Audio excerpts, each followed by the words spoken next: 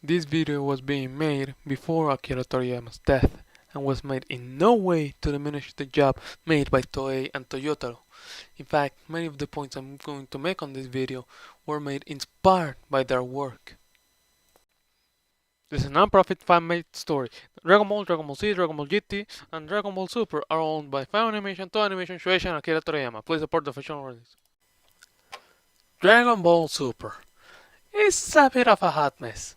Considering how poorly the animation went on the first episodes and how consistent it was, especially in the Zero Mortals arc, it has become one of the more contentious part of the series, alongside which transformation is better, the better fusion of Goku and Vegeta, which waifu is best waifu, among other things.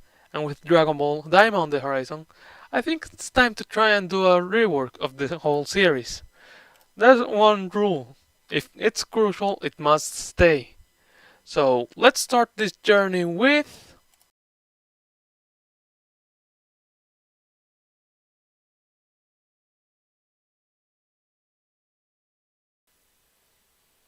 the story begins with Goku working on his radish farm until Goten arrives to deliver him food.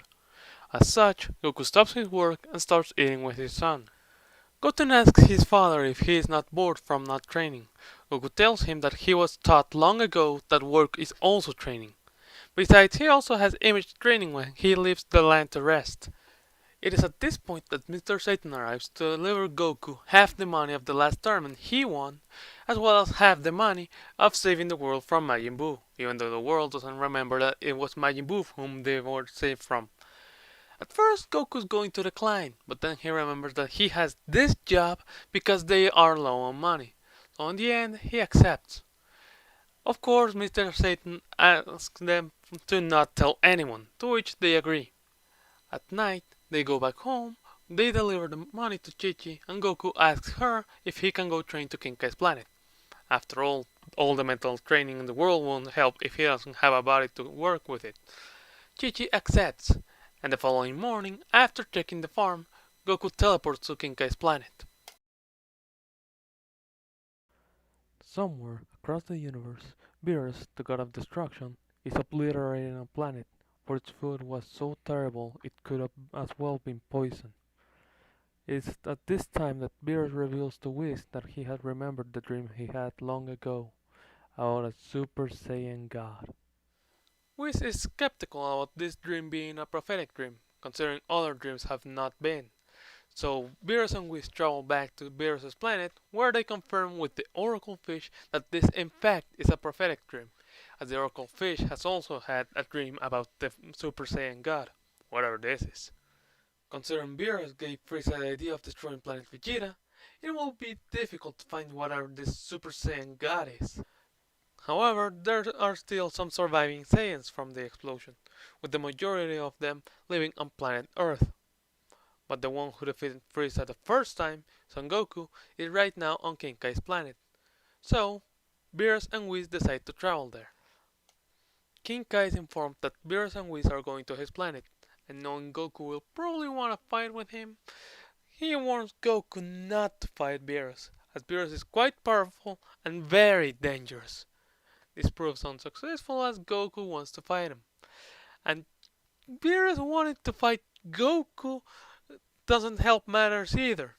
The battle begins and Goku goes Super Saiyan 1 to try and measure Beerus' strength to this form.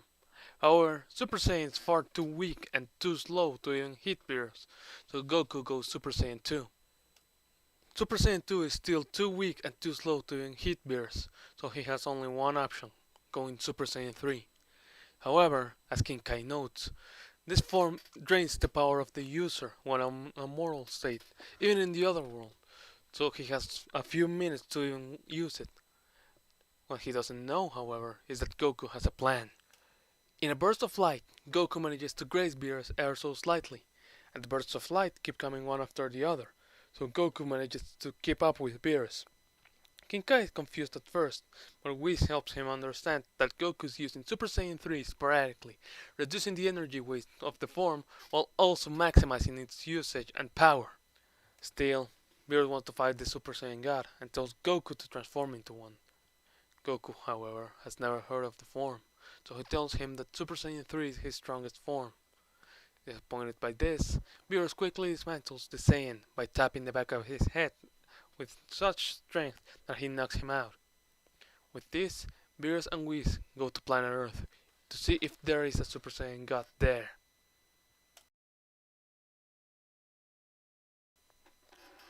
Back on Earth, where Bulma is hosting her birthday party, Goten tells Trunks about this training his father taught him and how he wants him to train with him. However, Trunks denies the offer, saying that he has a girlfriend that keeps him too occupied for such things. Goten is surprised by the revelation and asks him to meet his girlfriend, but Trunks made it up. Luckily, the Pilaf gang passed by, so he goes and asks Mai to pretend to be his girlfriend. At first, Mai is reluctant, but Pilaf and Shu see this as an opportunity to get near the Dragon Balls, considering Trunks is the son of Bulma. So, Mai accepts to pretend to be Trunks' girlfriend. It's at this point that Beerus arrives on Earth, exactly at the point where Bulma is hosting her birthday party, and Vegeta is the first one to meet him. Vegeta still remembers the day he first met Beerus, when Beerus was humiliating King Vegeta for giving him the second comfiest pillow in all the universe. This event is marked on Vegeta's mind to this day.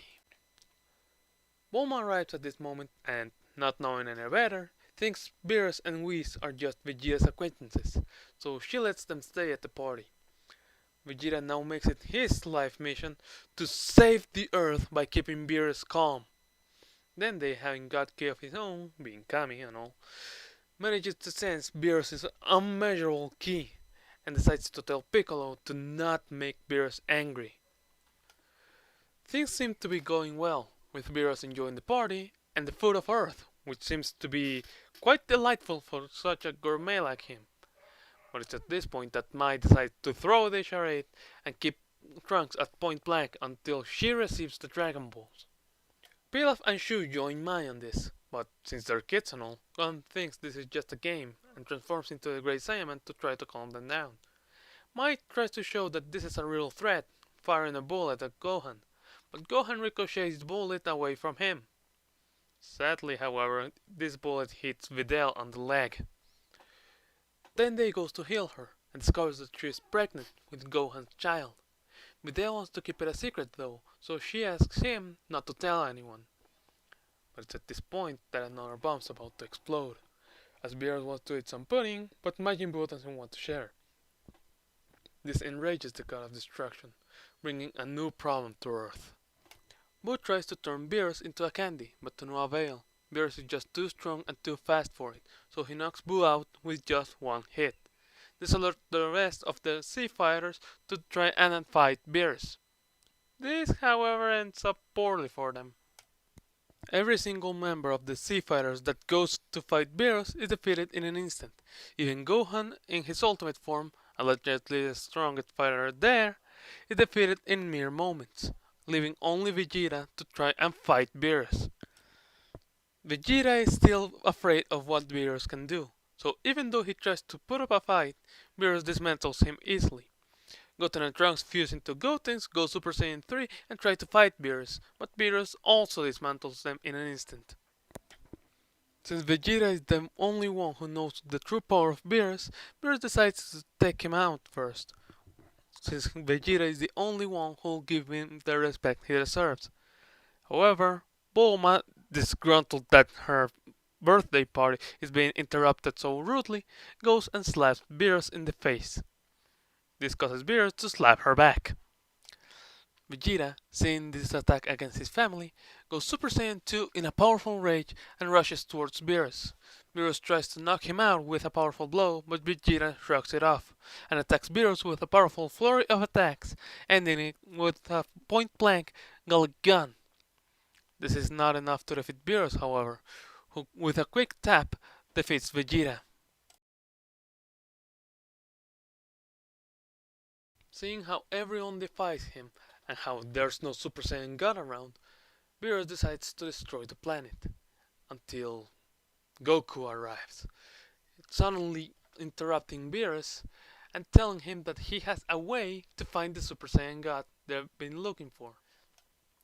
Using the Dragon Balls, they ask Shenron about the Super Saiyan God, and Shenron not only gives them the story of the Super Saiyan God, but also the ritual to turn someone into a Super Saiyan God.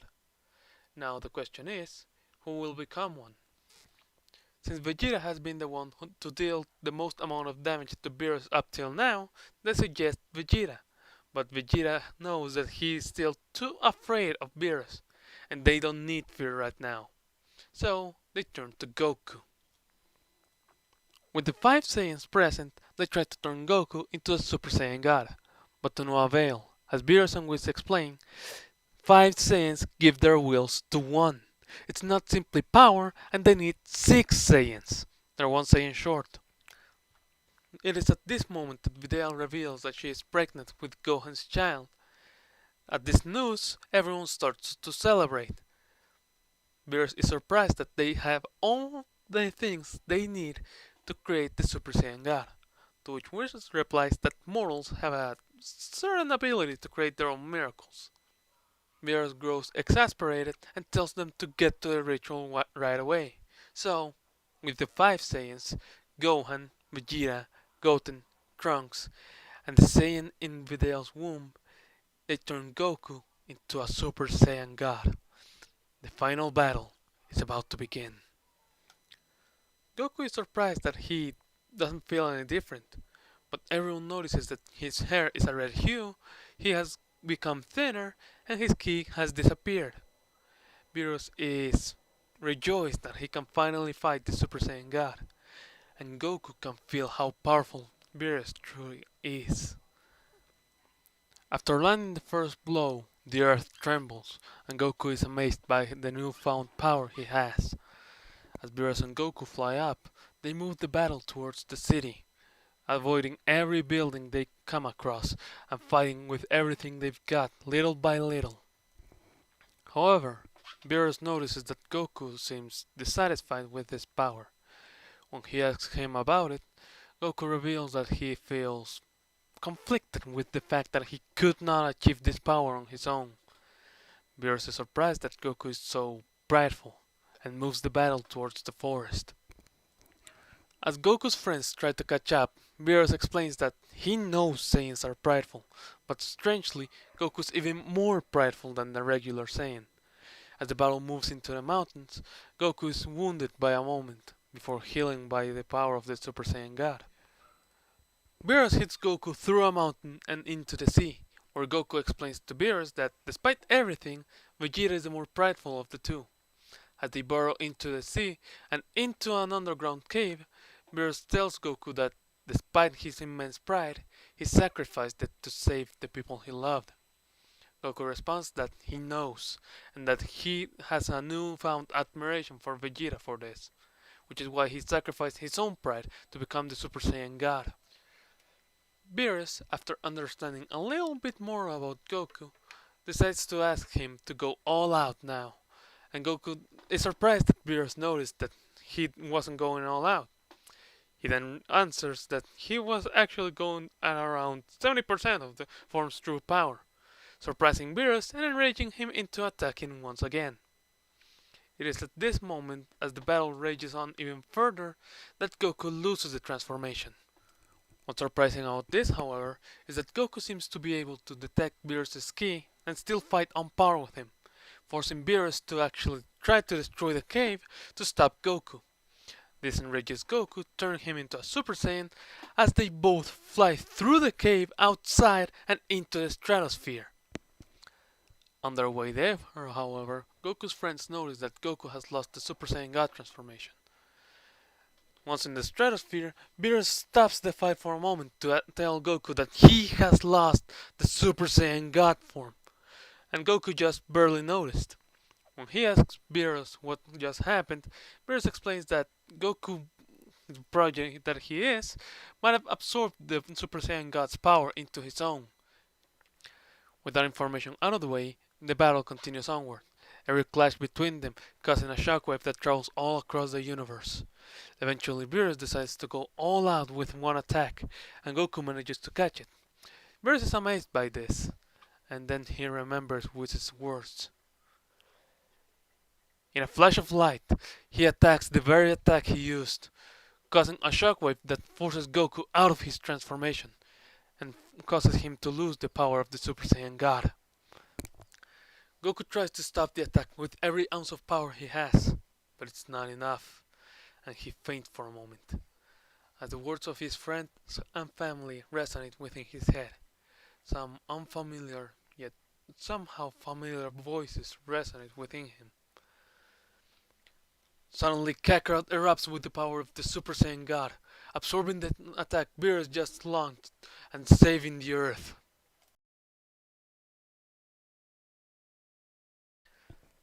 Beerus is surprised about this miracle and asks Goku what just happened.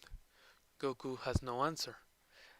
Beerus tells him that he will continue onward until Goku gives up, and Goku does. He knows now how much power Beerus has, and that he has no chance right now. Beerus then decides to tell Goku everything, from him being the second strongest fighter he has ever fought, to Whis being his master and even stronger than him, to them being in Universe 7 out of 12. Who knows, there may be someone stronger out there. With this sudden overload of information, Goku can only laugh before fainting. With newfound respect for the Saiyan, Beerus catches him as he and Whis go back on Earth to land level. Goku's friends are there where Beerus and Whis land, worried sick about Goku, but relieved that he is fine. Beerus then worries them once again by telling them that he won the bet, and now he will destroy the Earth. As everyone's tension rises, Beerus tells Whis that they're going back to their planet. Goku is relieved that Beerus had a change of mind, but Beerus tells him the truth. He will destroy the Earth, eventually. With this, Beerus and Whis leave the planet. As they're traveling back to Beerus' planet, Whis asks Beerus why he tried to destroy the Earth. Beerus only replies that he remembered what he said, how humans are able to create their own miracles, and he wanted to see it all by himself. Whis is relaxed by this answer, and is overjoyed that they can still get food out there. Back on Earth, everyone goes back to Bulma's birthday party, and Goku catches up, with him revealing that he has already heard about Vegeta's rage from Beerus hitting Bulma. Vegeta feels ashamed, and then tells Goku that he will be the next to become a Super Saiyan God. Goku is happy about this because he won't get bored anytime soon. Sometime after Beerus' attack on Earth, Whis decided to travel there to get some food. It is then that Vegeta asks Whis to let him train with him. After some meditation, Whis decided to accept. 6 months later, Goku also asked Whis to train with him, and Whis also obliged. He brought them both, each one at their own time, to Beerus' planet, where they would do the same thing every day. Start with their daily chores, then they would train for the rest of the day, and at night they would rest. What surprised Whis is that neither of them used Super Saiyan at any point in their training, even though he never told them they couldn't use it. Here, Whis told them what their problems were. They both thought too much during the heat of battle. Vegeta even more, since he's always too tense.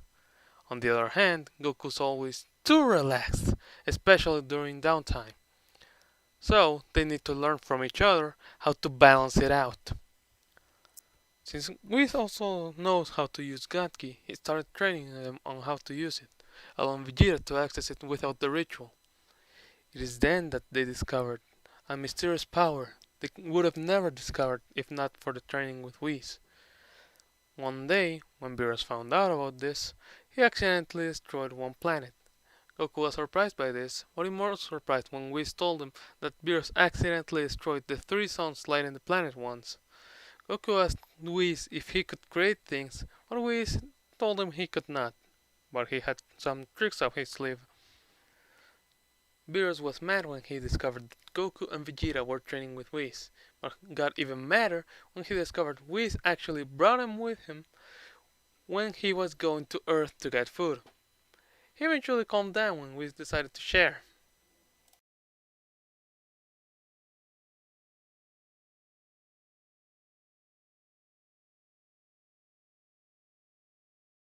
Dragon Ball's timeline is oddly well established. Age 736 is when Goku is born, so age 739 he could be sent to Earth with 3 years old, with the whole underdeveloped thing and all. Then age 750 he meets Bulma. Goku was 14 years old when he met Bulma. Look at the manga, that's how we know. Which means that he was 17 to 18 years old when he fought Piccolo Daimao. Yeah, he was that short and he was that old. Anyway, he had the growth spurt at around 20, 21 years old when he fought my junior, also known as Piccolo. Yeah, I'm not gonna bother you with the details and just jump to the idea that age 785 is when Trunks is 18 years old. This is both the end of C and when future Trunks destroys the future androids. Not bad for a guy, considering that he had to kill Frieza at 15 years old. Now the reason I'm saying this is because between 785, the end of C, and 775, the age when Kid Buu was killed, is when Super happens. But at what time? Well, I would say that 3 years after the death of Buu. I'd consider this a good time. Some people might be asking why did I keep the godlike saying? Well, I have some fondness of the form, not because of what it is, but because of what it could be. It's essentially a state that allows you to have the power of the Super Saiyan God without turning into the Super Saiyan God. The reason it was discarded is because the Super Saiyan God has more advantages, I'd say. Still, I feel like some fan media could do good use of the state. Now some people know the transformation switch between Super Saiyan God and Super Saiyan Blue, and might be asking why did I put it with Super Saiyan 2 and Super Saiyan 3. To put it simply, similar concept. I don't see why it could not be used that way. It's a better usage of Super Saiyan 3 without it being discarded, and it has a similar idea. So I like the idea that Goku transferred this idea of the transformation switch to the God forms. Apparently, according to Akira Toriyama, the form Goku used against Beerus was a combination between the godlike Saiyan and the Super Saiyan full power. And since the Super Saiyan full power's multiplier is of 500, this means that technically there was a battle between the Super Saiyan Blue Phase 4 and Beerus, the god of destruction. This form's power was only surpassed when Goku went Super Saiyan Blue Kaioken times 20 and Vegeta went Super Saiyan Blue Evolution, that have a 1000 times multiplier in top of God Ki. My only question right now is whether Broly went with Super Saiyan plus Ikari, making an amalgamation of Super Saiyan Full Power, Super Saiyan Full Power alone, which is probably what happened in the manga, or Super Saiyan Full Power plus Ikari, meaning that it was a 5000 times multiplier on top of his adaptability. No wonder Gogeta needed Super Saiyan Blue to fight him.